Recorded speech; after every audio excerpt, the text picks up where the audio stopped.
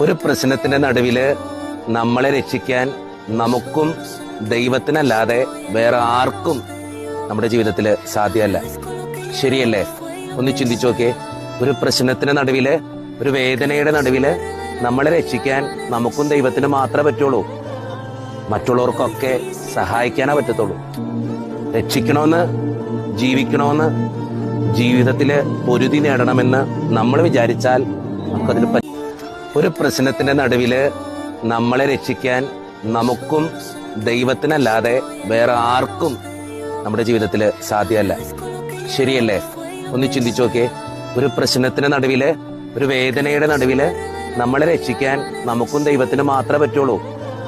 മറ്റുള്ളവർക്കൊക്കെ സഹായിക്കാനേ പറ്റത്തുള്ളൂ.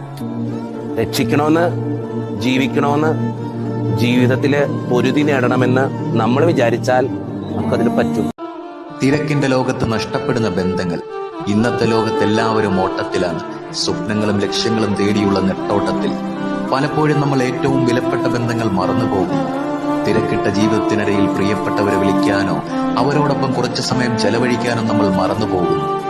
ഒടുവിൽ നഷ്ടപ്പെട്ട ആ ബന്ധങ്ങളുടെ ശൂന്യത നമ്മളെ തേടിയെത്തുമ്പോൾ തിരികെ വിളിക്കാൻ ഒരുപക്ഷെ സമയമുണ്ടായെന്ന് വരില്ല.